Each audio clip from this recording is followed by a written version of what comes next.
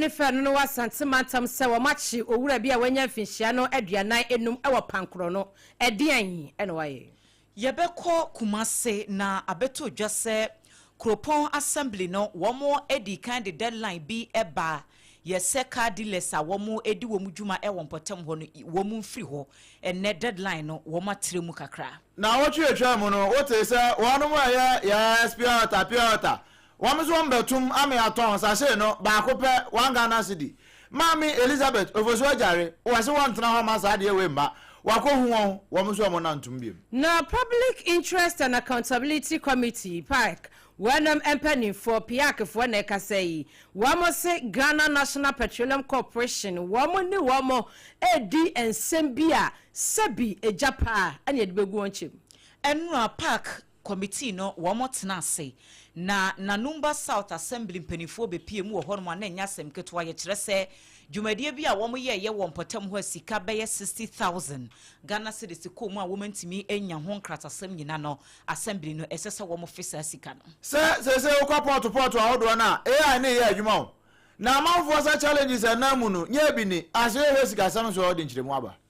Na yabebo ramu ewo wamo ya Ghana card metre National Identification Authority na yadwumako no wamo sensembi ene 1910 fidie ne so a Ghana de hye yemontungu ye de ensamo Ghana National Association of Garages wamo de atu just say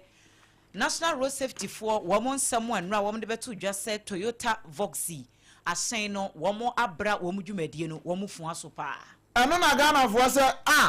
na dada fe no mahunu ba be du atia fa Johnson no so one Ghana fo bebre abonkomo wamo so mo pekoro mo nka say ne ya ma Voxy bia ntu Ghana ha wamo ta ya kire CEO Edema National Petroleum Authority MP adwumako Dr. Mustafa Abdul Hamid wachira na ni so na ni so ade hunu eso opese wo ye vice chairman Edema New Patriotic Party Ebusian samne dosun ye wia ye de obekwa ama no ne Lebanon ena fe Israel ehun sensem Iran fonso ede wo mo ho agimu a ebi eka we ne mo ho ena awia yi yatena se ede besomo wakenkanfo ADWOA ASARE enemidin mene Obrempong na kwaku ampoma odema kuma chia meneme menimi aba Abena Adepa Kofi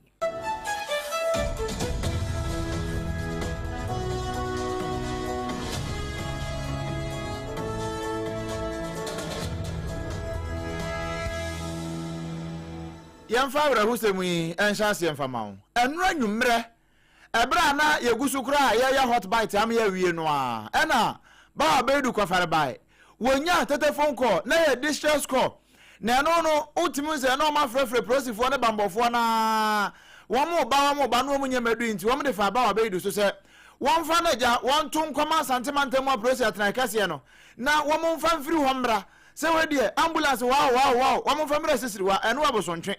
Mansi no emu asem ne yakan so wo ba ya wo mo so mo ha nyina ne se nipa bi di abomu a wona ekon na ntokwa no se wutietie mu pa kwa akiri a obi ka se tete ntokwa sansan pani kura di ka kadada se wokoto se nipa mienu okon a ye abusa sa na ano eba ne sen na ano ne yesi ye binti no ama wo mu ntimi nka asem ne ye te se na ano nkokọ de ya na akoye dwadie bi a wo mu ntimi nka ho asem na ano kofa ensem bebrede ba ye no enu bi ya pepepe na boysi wo mu kodu asisiri wa pe na binu mutiti moto so mienu na wo mu asisi no wo mu nyambra mo ho ewo ho afa skate pae no moto no wo mu atiti so mienu no wo mu a etiti akire no wo mu tuja afa koy na okrom wafo no ene wo mu na titi moto na chi no ye ready anu aka wo mu titi moto na chi no wo mu ede yam so ma me ne okase nipa mienu ye se ba kwanya beye se mfinhia duonu ena ba ko nso be ko beye se mfinhia duonu num wo mu nyina me na nanom kora wo mu nyina to aya anom ewo ensie do na nipa bi pre ma nipa etutu difference sisiri wa no nye nipa ketua ba ba edu ene mpanimfo bi bo nkobo nra ye wo na etete se abrantie bi is alleged abrantie bi de menu wasisiwa ana the next 2 times on your body con the buyer the other shit the buyer now for no for abrantie the body con say one for months amakeka na won bu na abrantie no say they are won be jai the bano man bano akustu eti Omo ye edo mtakeke ka branch na wase omo wi o mutisi kuru no mba tisi kuru no so kasa na nyam eni omo mo mentimi wase bi ye school for ko bo na mentimi wase bi si ye ma branch no kuru ni no branch e de boni na asando na menye me committee for na na ma wa ya try to be CC ye kra ye yesu mu enka bi shi to mo go mtakeke ka branch na wase mo sa tisi kuru no na ja enu ade Insubuwa Osiabu, Omutisikunuma, while we mobile money, and Ajo phone, Sika mobile money, I know magic, couldn't tell any sure no more trump, but a bastard or minor to more remind much trouble for putting me in Indomina, Ottoman, Kushania, Bobon Kushania, Omuna, Kangu. Na way, and yam bransome way, now I are coddy. Ada we are going to school, so ma quiet say na, will be so video, will be Baba Besha Hona. Enunti no fa prosi na fa no kwai nipa wo boy sa akasie woni ba wo bedu na bon komo won na ya assembly member wo asisiwa honorable prince Boatin na wo ye security kama wadodo no kama e de ma sa bre die manfo bebre dwane frɛ asisiwa sanse we di o mse we di intertownship war pa na yakoso ho no enti bambofo na ya age asisiwa kuro no aboso ba wo bedu ama ne bono no Asante emantamo ana yede kasie ebo apini na brono ano no ade pankro no posi adwumako no ya womo wasante emantamo mekire Ashanti Regional Police Command no ana womo de krata abase womo edi womo juma ya hye womo ese womo nya juma broni ebeka se Drug Law Enforcement Unit Diliok wane mu kire mu se adwuma womo kopie mu e wasante mantamo kwaye no na ne akwana sibia womo rai na ebe womo kopie mu e pankro no ya wonom enya nente se eba no inuboni ebi eye bonsanta ibi ebi so eye koken ibi ni de keka ho womo tonton asra ne de keka nyina wane mu kire mu se womo ani abrepa na owura ba ko ani din ene Foster owusudodo na abo ne mrane Master P ete ya se posifo aba pankro no ebo search ya no se wotwe breminya oto nkruma gu ne na se no na se wonya bone a esida na odwane se de empanisi se wutiri mu fanya nti ya mo akonfo abusom enku wo no abeti ni wo odwane na ja posifo kwaso ne pechi wo mo ebo search ewofia wo mo kwato Master P mu a wo mo se eye adankora ba ko de singi wurum wa lock ni se twe sadia credo sia nie no nya asam ketwa posifo ebie yi a wo mo kohu se ade bi a ye de salutape achechire ho aya no frat makoma aduasa enkono 39 ya wode agu Ghana must go bagi mu ebie anso ho a wo mo sanso hu se wasa achechire bi enkronkronkronkro eno no makoma be sedu eno so aya ne paso saa te sede amade a wode kwama ne obi eno no egu boto tuntum bi mu ya ne nyina esi saa single room ho na prosi adwumako ni se wo mu bisa ne ho asem a waso wa no kura fie wanwe ho no wote aya ne girlfriend bi a wode Anita ono na dan ne ya ne dia ene maame ba ko a wono so di Cindy enti wono ne Master P ni di obansra hwekeke enti ne ho a wobeto abontimpunum wono na posifo achi ni ena posifo se ne yaso mu de ekoboa yen na nhwehwemu mapantumi enkoso afei Anita wo kire mto ayo girlfriend ono na dan ne ya ne dia ene woman ba ko no adi Cindy no ye kwakofa wo mo aba beka ho na nhwehwemu fan akoso na posi adwumako ne sei wo mo de sane ma wo mo enya ye e Master P ne dan no isusu se sa dan ne ye ne dia no ya wo mo agine nyina wo mo susu se eya bonsam ta yi bie no wo mo de ba bepie mu e wo Public Forensic Science Laboratory ya no awon kana ha na wo mo abehwehwem na wo mo ho adekodia pote ya package ni frat sa no na sabram no kasai wo mo akache ya wo mo ekwakofa emamienu ya obodi Cindy and Anita aba be kan ho no maboa ama hwehwemu akoso wo mo so mani abre eya posi adwumako no na kan enti uyo bi a wodi dumodo hu dwa se e bi a wonum bi ana wodi a woto ma amanfo se wo monom ensai munyina ye nya yensa so mu a waso be hye abusua yedaso ejina santemantam honom na Kumasi Kropon Assembly KMFO en womo de atu dwase nansemu entemu womo ema ultimatum bi se car dealersa womo eye womo adwuma ewo State Experimental School enim honom no womo nyina emfiri ho na watwe baako ne yede ma wo yede baako aka ho atremu kɔ na watwe mienu sanse wo di kind deadline ne baaye na adwumayefo no besere KMFo se wo ma wo mre ne kakra emfanka ho se de be ya wo metimi de aboaboa wo niema ahodo ano ansa na wo be free premises wo a wo free na mayor ya owo empotem ho honorable Ofori Agyeman Buadi aka Zuba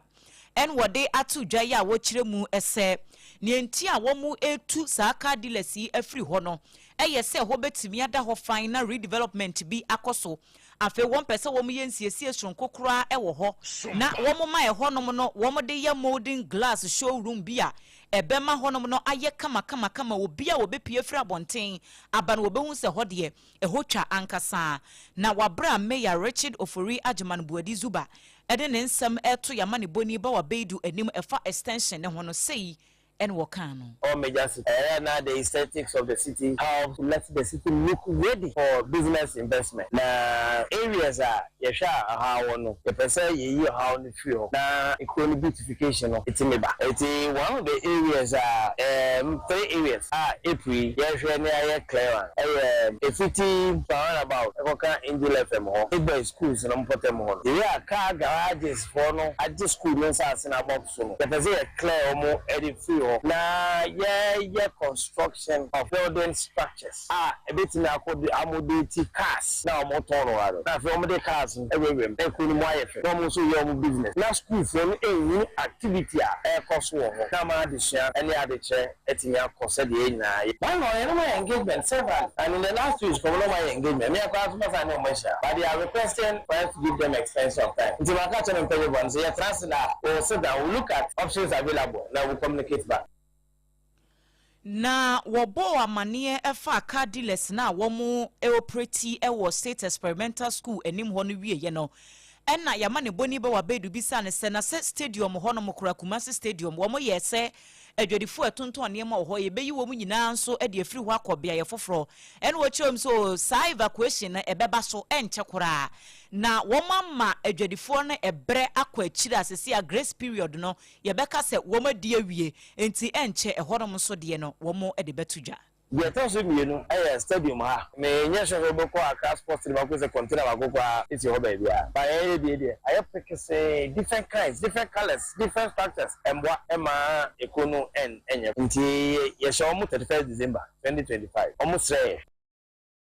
for end of July another let's all by hini na mokumi ne intervene e be 6 April no see enra but the yakama say you say omu take any step at leaving the locations it e wo be say ya anka say yetisi e be yi omu nyina afio they are at the celebrity omu dey to yanim we are considering tia further we are one by any omu time we can have a properly structured arrangement it will help us to let us have a very beautiful aesthetic stadium and then somewhere they can also conduct their business but beyond that we pick in the party the third area you be here eduma if it is about area patasi oka Holy Mary as part of preparation they ayi akwan every asukwa interchange nation they akoka sa patasi end the hono ene ya yekotie yeyi eye amrado oda Kumasi Kropon assembly no ano yera Richard Ofori Agyeman Buadi a dodo no a efreno King Zuba afi yamfa ya ni nkyiremu awo ensem foforo emu na no na wono a eye bottle water na sachet water yi wo de ba ye se yanka na wiase nyina ante se enche kura woni ba betu nsuo ni buonum sansa ne ma boa ye den se $1 no ase wasa energy drink bi ano mama wo peja no homene so pa enu nti niam a wo de ye nsuo no eni se ne nsuo na nkasa mukura no kwa mo fa so nya bi enu ano emu mutimi dada ni ma ne be ye fita galamse fo ya dawromenti wo mo ase no ma ye se tia ye de niam frafra mu bebre no enu nti wono ba beto nsuo no na ya hwe yi a sachet water ya ma me no nam kwa ho na nkora yi small boys ne gasi ubedi traffic obati yes pure water wo mu nyina ba beto no 1 cedi bako na ene yasi na de 50 pesos class too bi mu hunu tua no kura ba bi o me ya no miensa 1 cedi no mo de bako 1 cedi no me se ai se ne ma boa ye den pa eno na nam so ma osoafo a wono na hwe enyuma ene firi nyuma ho nsam so apade ene ho firi nyuma nsam so e wo man Ghana mu ma me Elizabeth ofoso ajare wode atodwa no a chese ona de Ghana fo nti no baaye eno nti obekọ no ne wo mo a eka be wo mu saa no akwa akohia ne no kora wono mu nyina akwa akohia a ma gya atum se ade no wone ane nkae afedi a wone ano kro no a wonde kan so de betum no wano kro no a wone ansa fa ntum biu won be manage na ba bi agina ya na emom wona ma wone wan wone 2 wone 3 aban hwa no ntoto ye Mami Elizabeth Ofosu ajare nsemni. The economy has been stable for a while. We think that they have been cushioned. So it is good time for the industry to also cushion Ghanaians. They have agreed to do that so that we continue to enjoy the stability that we have in the system. So we are hoping that things will return to normalcy so that they will continue to gain the investments, returns on their investment. I think that this economy is resilient enough to bounce back quickly so that you make the returns on your investment. So on that note, distinguished ladies and gentlemen, sachet water sellers, retailers, wholesalers, the prices remain the same. Enti minianom ni me ma me wo fa se Ghana fo nyina mo fa hye mutrim se sachet water no so obi boni trim kra de 1 peso akora ka ho a nya no kre ye ntumu ebekọ so 50 pesos no a entumu bi ani ho a ebeba we Mami Elizabeth Ofosu ejare. And shemu be a free Public Interest and Accountability Committee. PIAC wanom akache abana ni nyina efa Ghana National Petroleum Corporation GNPC. Wamo chiremu se adwumakuo bi a wamo ni wamo edi dwuma metre GNPC no ani wamo edi dwuma ya aban no edi sika enam wonso na fango ya Ghana fo yeto eyusuo no wamo ete so kakra subsidy no wamo chiremu se sa Esproco company no wamo di sika bi ehemu anu ni efri aban mu ya $561 million. Na sasika no wamo chiremu se 2022 ene 2024 sasika no wano afanhiem enti no na wamo ehwehwemu no wamo se sika no ama mewuram ama de na wase yete so kakra se bia subsidy no eno no amfri so na piakefo kasa echiremu se we de wamo ade ejapa ana egu Ghana National Petroleum Corporation GNPC wanom echem na wamakacha Esproco ya wamu ni wamu di dwuma se sebio wamo aboa kwakono wakwafa wo hene ne yere ni afra wa himfi a wo sanso kwa enu ansa wo se bupa enti ni wanom emfa sa $561 million no wamo emfa sika ne mra na no ana wamu kire mu se GNPC fo ekase ya na ene kasika no wamo de beto wamo accountum enso PIAC fo se wamo anyantum na mom wamo hye wamo ese ni manim ya wamo emfa sika no ento Petroleum Holding Fund PHF wamo emfa nkoto sa account nim na wamo emfa sika ni nyina no na omo fa nya de was wonom edeye chairman edema PIAC Owura Richard Elima wono ena di sami etudwa. Crude oil production has declined for the 6th consecutive year in 2025, and the production dropped from a high of 71.4 million barrels to 37.3 million barrels. And this represents a compounded annual average decline of 9%. And that is something that should worry. In 2025, we had $770 million. That is quite a significant reduction, even as compared to the 2024 figure of $1.3 billion. Tichani Edema Public Interest and Accountability Committee PIAC adwumako no Owura Richard Elima wade sansemi nyina etuja ewo abra na PIAC wamo 2025 annual report no wanu launch ye ya 2025 dwuma wamo di ye nyina no wamo di gu apaso na sansemi epieja.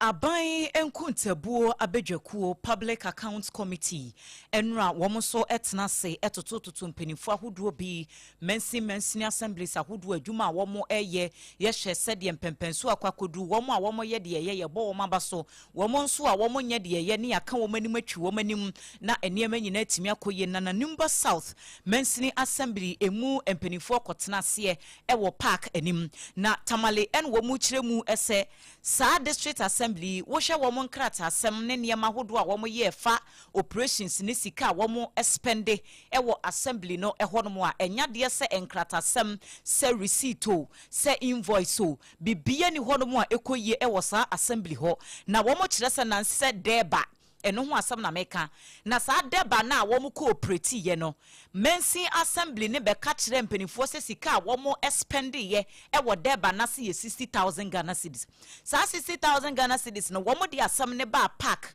committee nanim no panyina wote na dwam e wo so eye Yira Samuel Atamels na wo kire ne nsemu e no wo se na moye program na mo sisika ma spendi enie monfan krata e kire se ampa sika ma spendi wo program na se emra yesi yehu ba bia receipt ni wo invoice a wo mo si wo mu ni bi no so na we de hawo se yemfa se wo kura sebe wotifie woni e bia wo house help nete ana se wo bakuma bi na wo fie ni wasoma ne se ana wadwuma ye ni kura na odi sika hye ne nsase me 50 Ghana cedis ma wo kone koto aduane esum 20 Ghana cedis breme enti nipa kro no aso wokọ no oba wo mbisa ne se ensesa we he na wode ensesa ne ma one kura wo ncheke hwe se ampampa ensesa no 30 Ghana cedis na no wode aba na nso etoda yesi an ene ye aban adwuma de ye ne biara ba se ye wo wankasa wadwuma de abehwe se wo beye de tinintini bufu ye pa ye kasa yi wase na Numba South District Assembly ni se sika no wo mun provide se de beye bibia ebetimi akonka yentie ensam a dwamtireni edetuja all assemblies, so that you know, if the auditors come to your place and you don't have receipts to cover payments, you won't come and sit here and tell us, I have now acquitted them. When you are coming, you come with your refund receipt. You spend 60,000 for a DEBA. No receipts, no invoices.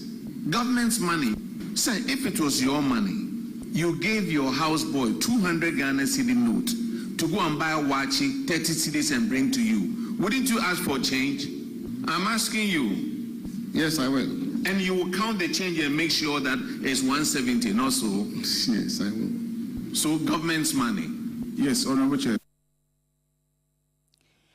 Ene ya yekoti esesia yi eye ranking member of the Public Accounts Committee no ano Owura Samuel Atamels. Na wo ensanfoforo mu no satiefo beka ya na nsan customs for wo ho ba asempa ya no kra no yanka nwie ya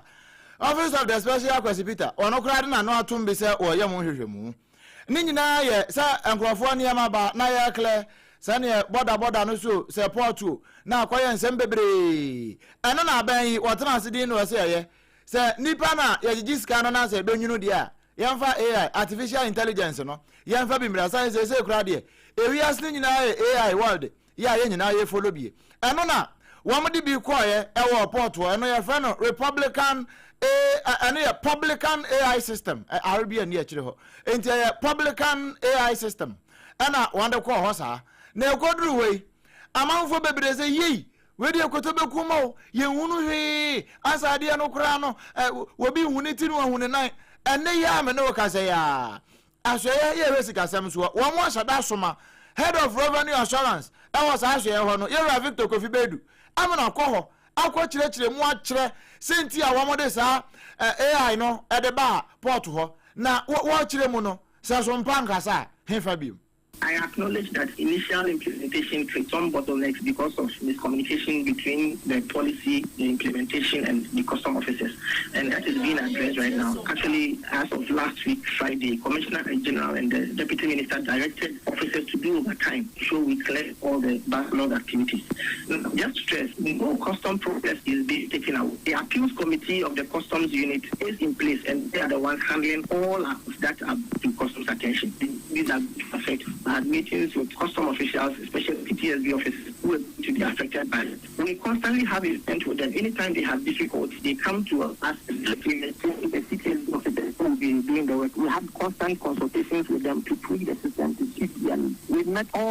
invited the trade union association, all of them came to us. We met at Oplaza Hotel. Ajuma yabomodi afrefre obia waka ho bia industry players no wo mo aba ya kirekyerese mu kama e de akire obia afi wan koya hwe ne wan keka we Victor Kofi Bedu one na head of revenue assurance e wa Ministry of Finance. Ebusuya wasugusu a wutie prem tobreka se ewo sompa so ye to ansam no eso ewo ye nuanu mo ye Ghana card ma yen wo mo akache metre National Identification Authority NIA wo mo de krata apie dwa na wo mo nsam a wo mo se Ghana de hye nyina asompa ye da ne akire wigina ye di asom ho ene se wo mo ahunu wantentan fidie no so sei ebi mu eka sesese Ghana card ekura wo no ubetimi di akwa banki na financial transactions odi akwa akoye bia no no say what asem we yanti bi ba bia yempo ye mpanimfo a wo mo ane yen di djuma ewo NIA akache wo mo kura meka bibisa enchire yen enti wo mo tintintan fidie so a wo mo eka sansem na sabi ebi mu so de ya no matam Ghana card no mo di akwagina bank say ye de be financial transactions no wo mo aka kire Ghana fo nyina se ensuo bi anyina ho yete a ye mu no hurodohuro adasem na mom wo mo ansem wo mo ka ene say financial and regulatory sectors ya wo mo nyina ebo wo mo adwuma NIA adwuma ko nim no se ekine bi na ebi a wo mo ye wo mo ntutu ye yie wo mo de niam agwa kwamu yie na se ye betumi e de Ghana card no aye transactions ewo eye banks ya hodo mu a wo mo ankasa e de eye communicate ebeba mountain anase wo mo platforms wa anase wo mo website ya wo mo yusu so mpase wo mo di beba ami ya bo kire di asom ade hye enti no animanim ya de ne nam no ye mu no hrodo hrada sam anukura bia eni ho na wo mo ka kire wo mo a wo mo make sa false allegations no ewo intentin fidie no so say mo ka sam a sabi aya mo hye se de mo ka no na ankwankwanko yes obi betumi akọ bank kura se Ghana card no de be financial transactions be wi ase kura no ahwe ya na yakosi obi asom esan se entesa e na mo ma nipa no mo tumfu tragu nani e mo akọ bank ho akwakwa sa enti Ghana fo ye tie sam a yentie ne na we de NIA fo say bibia sa eni ho ya o Ghana card no ubetumi di akoso di kwakwa ya financial transactions ebre so ne ebetumi aye ne sa wo mo ankasa mba beka Ebusia ya to aprem to breka se bono eso ewo ensemfofro emo Ghana National Association of Garages wo mo de ato dwa se enura wo mo wo hwan wo mu hu se wo mo hye kwan so jojo dwumadie ensem so atena ye National Road Safety Authority mpenifo de abeto dwa se Toyota Voxy ehyen ya yedi hu nkomadi afedie abrewa ipuma kwam ama wo mabra wo dwumadie ewo mai emu no wo hye mom ya monsem enfama road safety for sanse wo ma ya de pa ene se na Garages Association for enti na mo kasa Francis Numo Tete wono ene kasa edema ekuo no wose anamon a wo matuni de ne kwaso eno no na broni ne kura wo ye ehyen no Toyota Voxy no wanye ne se yemfa meye commercial purposes so se ebi ankura bi anase abusuakuma bi amutu kwa akoba bi na mayusu na mode ko eno kura na enye ebi akwantenten bi a ebro so santi na broni na woye ka ne kura na woye no enso ye yakofa bagana ha ene ye pese ye operating services ahodo bi a emra emma ho kwan se ye ne saa na wose na nse mu ente mu hya kwanhia ahodo a esie ewo yakwan so adodo no a eye Toyota Voxy ehyen yi ena ebi mu kura kaso na se ehyen ne de eye hyen kwa na de wote ehyen na chi no wono na e control ehyen no enti se mi gita hyen na me se me be komirika na obi nso kita Voxy ehyen kro na no so obeto ne bo a ye mienu entem no difference wo mu sa kwanhia sisesi a de wo komirika tenten no wono na ebi a ne de be ha adwene enti we kra na de enti na National Road Safety for person wo mu tu wo mani esi niema bi etiti sei so ena wo so debi wo mu na hwa akwanso jojo ena wo mu nimu nhyehyɛ bata saa ehyen ne ho enu nti ne wo mu de saa notice ne eba enra na Francis Numo Tete wone ensemtwofo edi enkomo no wone yama ne boni ba wa beidu ne kasa ne wose DVL fo nso sesei esese wo mo mani da ho pa se de be ya wo mbetimi ahunu na adwuma ya road safety for asase wo mbetimi ahye mu kena ne nkowiase se ye ne ne ochena na abawiye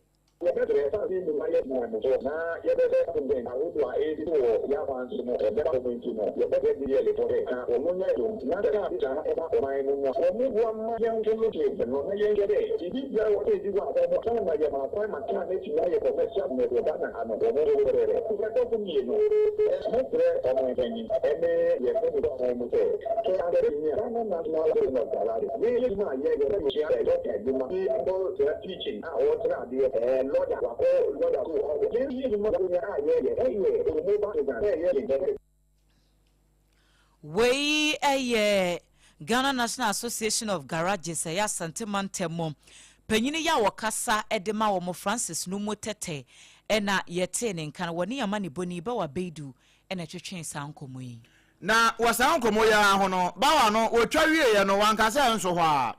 obomode afa amontre so firajo so kwa fa hwa udi wuremo kwa fa su yabo a na odi ate afamu e de akwa tano so akiri ho e de kwa kosi nyina hini wote fa so aba anwan kwanta bekwai ho nyina wotete gumu akire kura no ene wode be wie ye ewo adum ene ketia ena one Ghana fo bebre e wa santimantamu e bon komo ene obusa se ne road safety for kani Ashanti regional chapter Ghana Association of Garages wo mo so de nie mo Ghana fo mo je ne sen mpanyimfo ne dia ba minimum mu ya adwen anamampa dia ba bebo ma no that voice na o mu die commercial car dia me madwene dia ni nhia because e kuma mampo pa me de ka akọ takwa bogo so because mitimi hu bia de da form ekwani na city atu na wi atu na da ha sei bebre da commercial be me nsakra no matoto atwen ndi ozo mu hwe na mo sizi wo mu wa wo beto wa dia wo be lance sia enyo private car eni se ye commercial car akọ asem na omo ka no road station for omo yesa na omo ne ye ni because car ne buy no e ba se beboa ama manfo nya dwuma ye ohwe kai se de amanfo to a eye dwuma e ma oman no enema bebre koso ye kama e ma business kura kona nim enti de oso mo ya ne se da afo ne mom na omo nya ntete ana kasa kire ma wo mo since on be kasa ye braka wani de omutumi ye ne sa beboa ya ma ye ne yetimemfo no ye ho atoye omutumi se erba omo ye de ba se eye for private cars enye commercial car ye de fa passengers e de call long journey wate Kongo Unity Gardens ko he se guwani fosale ebobo ho amanfo otone sa enu omu twigum se awde kopoko ase overhead na so se guwani wandi kokuma se amanfo fosa se njo so krade odu krade a asa ho no ya kaase no na ko sakre ko he se guwani no na no sister akora kokora wo fa bi wode na no memfo enso ehu ni watenam na wode ko yesi enko lonjani munyai road safety for otomo kokko mo anya ya Ghana fo adwen kire enu ma kire no Abusia ka ya media ebru mpensen wa krafie sa na bi mu frɛ no ebi nso frɛ no kokwan ketenkete Toyota Vozi no ajai de memfo a mani bam so mafo sansa na no ane ka na we station ho mini option Abusia ya tansam no eso ewonsam foforo mu eka ne CEO Edema National Petroleum Authority MPA Dr. Mustafa Abdul Hamid wachre nani so said ye wasom MPP amanyuko no efiti 1992 abra na upiemu Cape Coast wa mo branch ya na ho na opani wasom wo mu die chese gidigidi pa wase wa wo honka bi hyemu ana empanimfu a wo mo adwuma bobe MPP ko no efre ne se Owura Mustafa Hamid yenim de obetimi aye ye best ra osi ye bie nomination se wo mo mefa forms na wa pese ye chairman wa pese ye vice chairman wa pese ye secretary wa pese ye ho ahwan bla be fa bi na aba pre vice chairman no se oh said ya wo kan die enka meyo na so no se dabi empani said you animu toa na yedi gina tren no ano ya hwe wo se from 1992 ya wo do ho bedom ekuyi wo bo adwuma wadwum so abobe ekuye gunu ya tete wiye entini said ya MPP atete wo no yesra safa sanim dia no abeboa ne ya rebuild ekuo no na ekuo no sanso na naso bio na uhwemu a Owura Mustafa Hamid se wadwene ho akwakwasiase ebusabusemu a na uhwemu a sa wo mo ra kan fa onimu ana wo kire mu sa ensemi ebeto na apono so wo no so tenase ehwemu ahu se okosum kuo na ebeboa entini nyankopon ya adumu a ye bie nomination no a obekọ akọfa krata no ebi no afere na ope vice chairman ede wo MPP amanyuko no we national one no na ne nyina mu no uhwemu 1992 no a wa predibire no bebre ewo kuo ni mu ebi amfon amfa amano na danko bisia tradition no wo mo ekọ crab meeting bi ewo Cape Coast 1992 na animu ni yesrem so wodimu tintin man pa ya na wo mo hu ne modern bo efri ho afi upie mu 2021 na Owura Mustafa Hamid wo ko pre national organizer amfin 2021 no amfin amfama no mu na bem 2005 2005 okopre general secretary ewo MPP amanyo kwoni di mu eno so amfoya afama no no akyerem se ni nyina na emu na bam wasan so kura koye spokesperson edema omampani dada na nado dankwa ekufu ado bema boadan ema okasa edema no na ni nyina mu no wasan so koye deputy national campaign manager 2020 general elections no odimu akotenepa nti wohwemu a Dr. Mustafa Abdul Hamid wono no waboa MPP amanyo kwoni se de ekuo no so waboa no esan se bra wa wie suku a de no be hye ekuo nim 1992 ton ene wasum kuo na kakra ekuo no so gruminu a na sabrei ekuo no mpanimfo rank and fafo so mo hia ne mo a eso ba be vice ye chairman e wo kuo nim enti no owura boache agya ko pre chairman no na kire so wo moto de manoa na Mustafa Hamid nso ba be vice kire so wo mo bu adwuma gidigidi kura eko ya wode kratai apie montin asompa kase ya da ne hwede asomwo abusuan ye de kase no eko ahafo no South East Mensin Assembly no emu na womko ye se womko to aba ayi presiding member womko kokoe womko anapai womko anapai afei ena mpenifo atoto ne mama womu atimi enya presiding member anyame nwanwa vision of togetherness wono ena woma to aba ayi no ewo empotem wono wom se de na niemesi fe kono ama empuntuo ewo assembly honom no na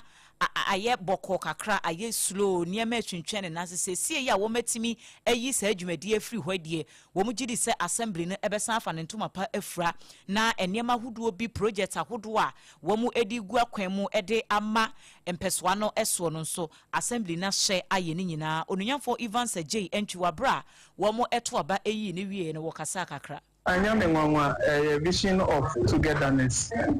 cooperation na assembly no yeni na yere nti o se ni nua pani matiasim se me so me ko we se bi no na cha se ho akonya se yeni na yebe kan bom na ono so de ne support about nti na anyame nwanwa shin ye clear se assembly no yeni na yebe kan ho bom de di kan ani for se prai we ba ko na bu kan bom yeni na ye kan bom na de ni sibuta ye ba ko so me didi se yeni na yebe du mo district so and I'm so grateful to the honorable members. In fact, we might demonstrate maturity, and that is how I was saying in a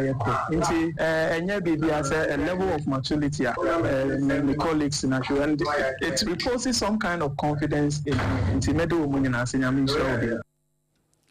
We a presiding member woma to obey ne foforo ewo hafwa no South East District Assembly Hall onmunyamfo Evans J Entry woni yamani boni Ebenezer Owusu ansa ena edisa enkomo ye kai wo SOMPA 106.5 FM across so enie eye premtobra kase boni ye da so aye kenkan ede ema SOMPA TV eno nso kase boyi enam honomo a womo ewo channels ni nyina wunyanya wo de nso anu waskane ewo decoder no so ubehunu na onso oni yen edi kasubom ye de aseda ema gasem super strong waterproof cement say project bi a wo ya obehia cement na wo de asi wodan say eye foundation say eye blocks na wutwa say eye plastering ni nyina unya bi a eboa pa ya seda aye no sonko ahoden no we eye double woni say gasem de eye the nation builder enye ne nipa dodo no adan a yesisi free titia dodo no a eye gasem ena ye de eye adwuma no baby atunton building materials bia kwa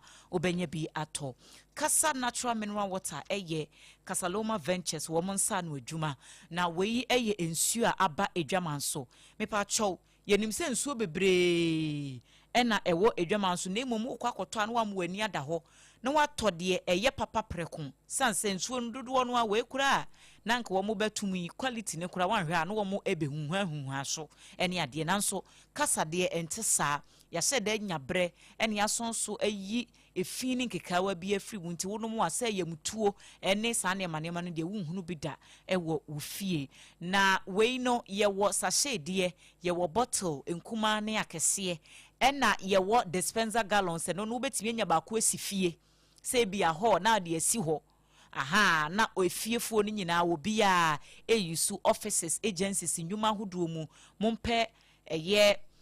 gallons ni bi na mo fancy honom se de oba SOMPA ha yaye no na wo bia etimi enya eso emfaso Taifa Back Hospital echi honom ho ena obehunu Kasaloma Ventures numbers no 0206469430 0206469430 and 0303 965780. Baby, I will be as a whole chira, you bet me about delivery at the amount. Never be at me a conquer. Had just special local foods.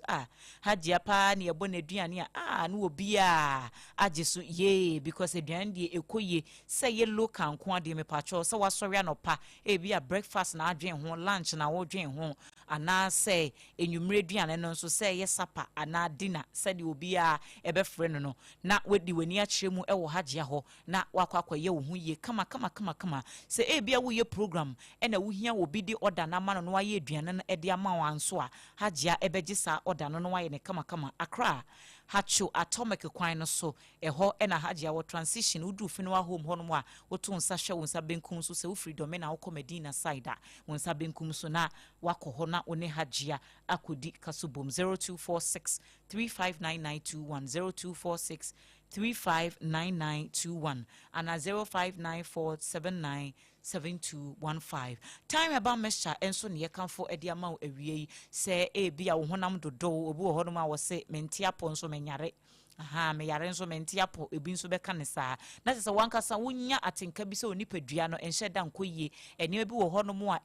ekoso onipadua ni mu a wani enye honhonam ya wanum ato asa wo yare asa wo nyare asa wo de wo asa wo hyew se wonya hye na ya malaria na fever na ye osape edura ye kanfo ediama no eye time herbal mixture TIME baby etunto no bia pharmacies herbal shops me pacho benya bi ato 0244417669 0244417669 womo adawroma ena ewie yi yede kase bono nam ye home so tiawa ye ba dia ka chire yede beto aso.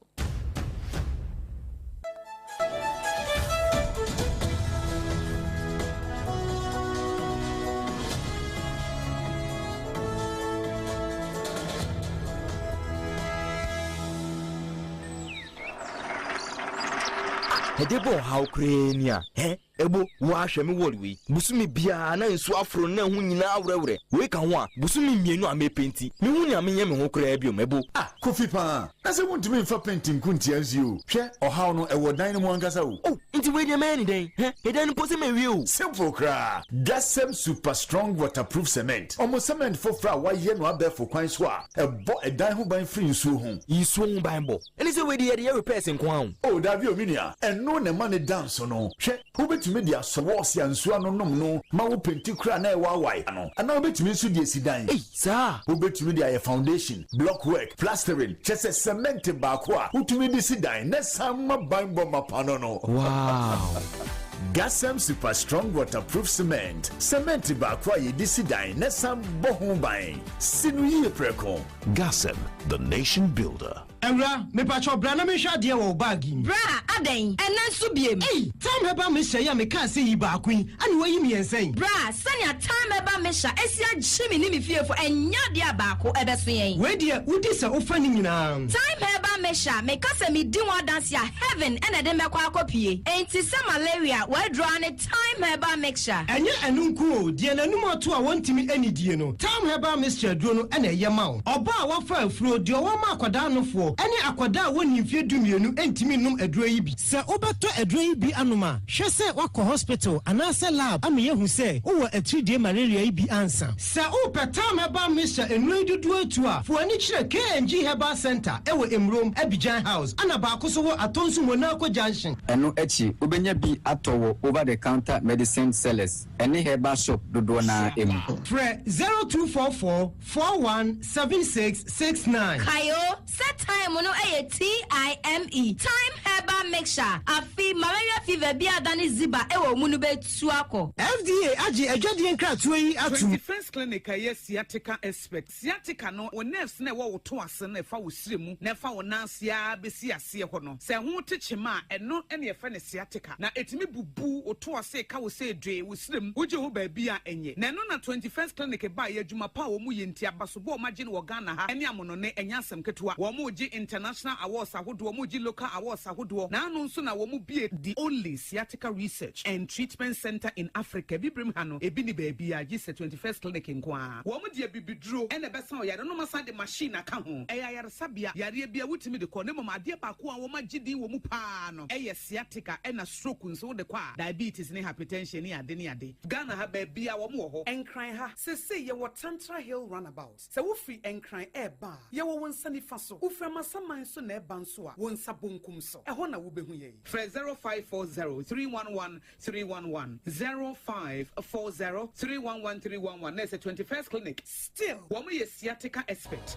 Before the noise of the day begins, there is a sound rising, a sound of prayer, a sound of power, and a sound of victory. Yamawakwaba was SOMPA First Service. I was SOMPA TV, SOMPA Radio. Your early morning altar of encounter. Join Bishop Albert Kwambo. Onyankopɔn di fa wasra no ewiye brim enam ne nsaso ama onyankopɔn we ya honwa de pi.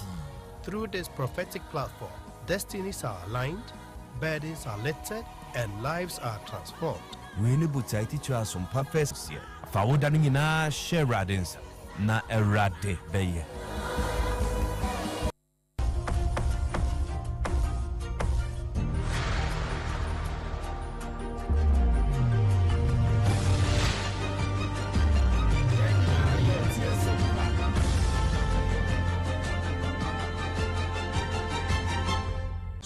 TV Emma Aketuapa. No kure Emma Aketuapa. Yadensem no ekwa akopie mu ewo amanone. Efitinra na ansana na de ba nyina mpo na ne abo kase se Israel, wo ni Iran, any US, wo mo ntokwa no wo mo kono. Me wa America mampani Donald Trump. Wo se wo de wo ka kire Iran fo, wo mo mra table ne ho, no mo ma deal. Na so ma ma deal no de a, ene wo ba hye generation ni nyina ase. Ene bra wo ka asem brada no a, no amo time. Se hwiebe na nwotwe bebo na wo maaya se no nam kwan so ebo no nson apa ho sima no aduonunum pepepe e na over office wo mo ko ya naja wo mo ko ya deal ni nti no ya de ho kase bre wo se wo mo ya deal no ese na wotwe mienu ma obi a nto bombo obi a ntutu enko ho na fe straight of Hormuz no so no wo mo mie na wo mo wie ya de ho kase ne ba ya pe na Israel fo to ye e ko Lebanon na mo ko Lebanon no eno na for a deputy foreign affairs minister ya a friend say Said Khatibzadeh wono wo ka say no akire say adentina Israel for money Iran any America for kwatena say a Lebanon yi kura ka ho munyina maji atumi say nya de amba tutu mbeto bombo ebo kura di kwa no makura mo ntubi ye wie ya no makwa akoto na wane so mpaka si ache na adwene say it was a grave violation, intentional grave violation of the ceasefire. You cannot have a cake and eat it at the same time. That was the message that Iran sent crystal clearly to Washington and to the Oval Office last night. And our foreign minister also said that you cannot ask for a ceasefire and then accept terms and conditions, accept the areas that ceasefire is applied to, and name Lebanon, exactly Lebanon in that, and then your ally just start a massacre. Actually, it was a sort of genocide by the regime of Israel in Lebanon just immediately after the ceasefire was accepted. It is a type of practice that Israeli regime has always done, accepting ceasefire, then surprise attack, massacring, and that was a very bold message that we sent last night to Washington. Between war and ceasefire, they cannot have it both at the same time. We are Said Khatibzadeh. Wanona were deputy foreign affairs minister or Ghana ha and friend James Jachi question. Wanona wakasano and what I say nyam bransam kra someone ka somebody out to me say monto bombo tire kra di kuma no makra nya de amba to bi akọ Lebanon ye free one makototo ekọ Beirut na sefo amani pe bebre afam wawusa sabre e ka say nipa ahanu enemy ensa e na afam ahwere mo nkwa no anko a ya dokotafo akirechire mu e wo Lebanon. Ebusia we so na ye gina ne de nsem no asi safe no wabeka ye ho a ewie ye nsem a ye de som mo na de di mu akoten ni bi ene se Kumasi Metropolitan Assembly wo mo emma car dealers no na woche ba ko se wo mu entu emfree State Experimental School enim ho bebia no wo mu di dwuma nsesi a wo mo kire se mpanyifo aba betie mu amankomodie dodo no akoso asesei no wo mo e de bre ni bi aka ho ba ba edu di frasante mantam mu na bosonje mansi no mu asisiri wasam ne yakan assemblyman Odomyanfo Prince Boaten enya ne osompa no a wono akasa ese ne yakoso asisiri wa no se bambofo amade a womanfo ne ituo eyentokwantia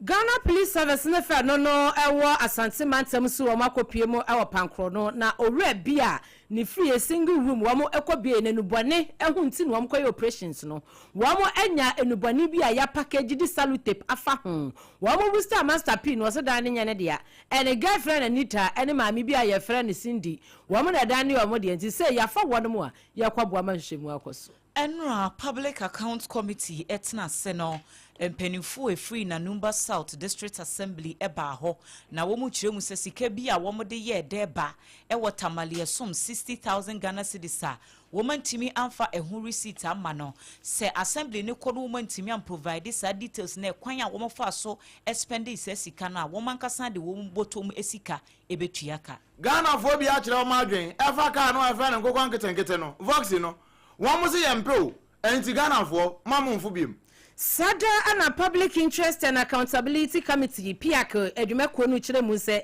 sika bi a wamo edema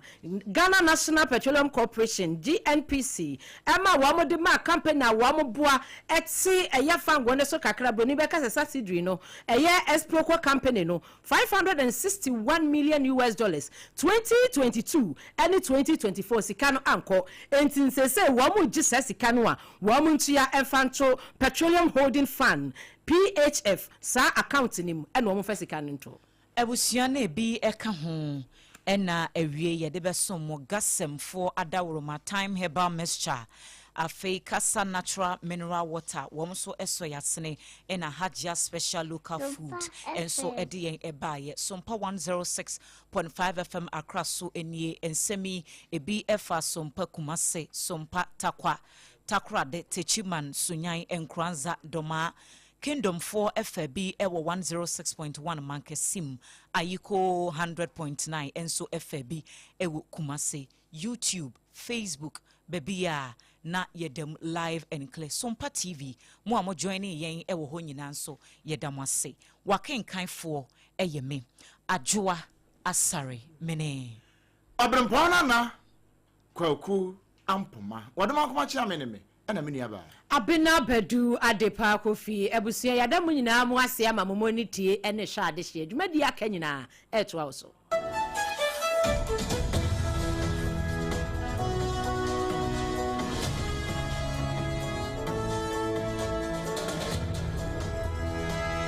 Ewra me pacho bra na me hwa de wo bag bra aden ena so biem time heba me hye ya me ka se yi ba kwin ani wayi me ensen bra sanya time heba me hya esia gyimi ni me fiefo enya de abaako ebeso yen we de udi se ofa ni nyina time heba me hya me ka se me di one dance ya heaven ena de mekwa akopie enti se malaria we draw ne time heba mixture enye enunku o de nanum ato a wontimi anidie no time heba mixture duro no ena ye ma wo oba a wafa afuro de wo ma akwada nofo ene akwada woni mfie dumienu entimi num aduro yi bi se obeto aduro yi bi anoma hwe se wakọ hospital anase lab ameye hu se wo atridie malaria yi bi ansa se o petam heba mixture enu dudu atu a fo ani kire KNG Herbal Center ewo Emrom Abidjan House ana ba ko so wo atonsu Monaco Junction eno echi obenya bi atowo over the counter medicine sellers ene herbal shop dodo na emu Fre 0244 417669 kayo set time no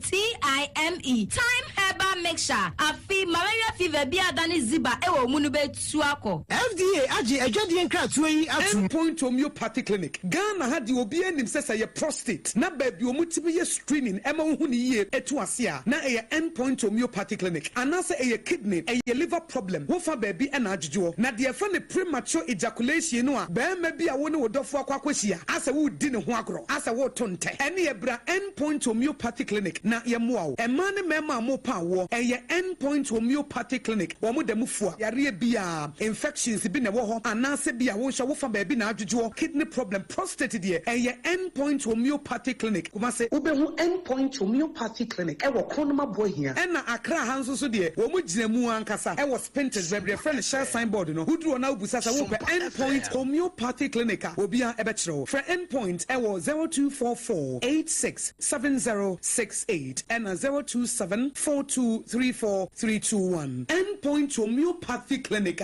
Wamu demu fo. Ghana Bishmaima. Nunu ya ba kusia gwa bwajini. Sompa 106.5 FM Accra. Yedi jumedie bia ba yedi be boa yankasi abrabo. Aye fe ne Sompa Rhapsody. Sompa Rhapsody. Ebosu efi ejuada ekosi efiada. Anopa no mo kosi anopa no ndu pepepe. 8 a.m. to Professor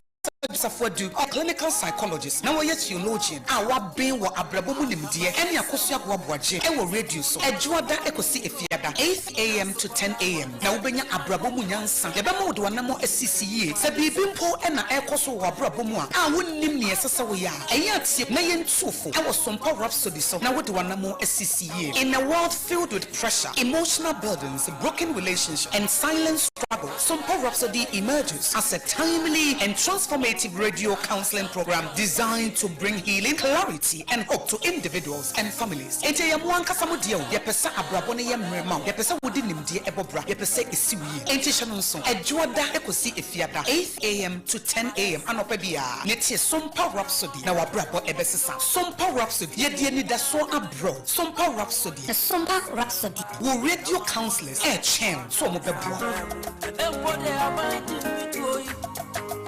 Free me, mama, yeah. I sound quite fire, yeah. Hi, you're from me, Abna Ruthie. From Monday through to Friday, 1 p.m. to 3 p.m. sharp. Shame, I was Sompa 106.5 FM. Made Sompa Delight. Bro, Sompa Delight, a social entertainment program. Ebemawu entertainment, information, and education. Onya, sawati de wahoni nadida. Afi, and anya dance no eba. Sompa Delight is a unique blend of entertainment and purposeful conversation. No be froby, no be some froby. Like I say, Abna Ruthie, I was Sompa 106.5 FM. Now or they Sompa Delight, bro. Sompa Delight, where entertainment meets impact. 106.5.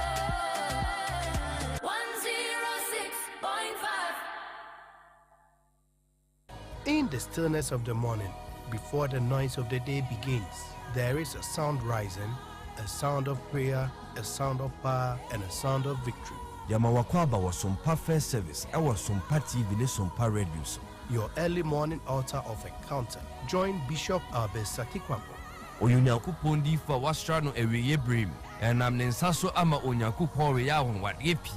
Through this prophetic platform, destinies are aligned, burdens are lifted, and lives are transformed. We need to teach you Sompa First Service. Our home enye TV program keke. Eye bra osro ne asasi hia. Eye bro Onyankopon kasa chenema. Set your alarm, tell a friend, gather your family, and let the Spirit of God reposition your life. Ma Sompa First Service entwa wo hu hoda. Eye dwada kusi efiada anopa. Anopa no num kusi anopa no nsie. Fa woda no nyina share radins na erade beye.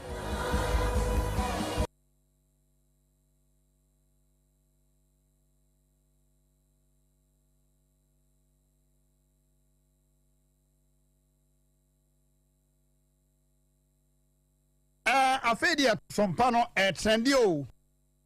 Sompa is trending and trending and trending. Trendy pa.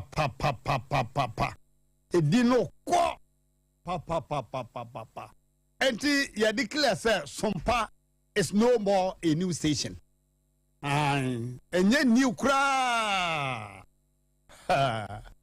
Because ure musisi an odna bebe ya haja bebra atwagu ure mbebi kra.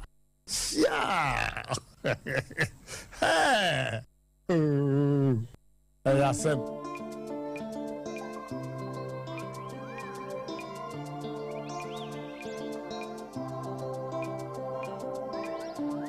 Sompa free titio. Sompa free titio. Sompa FM and TV and market yapa. Sompa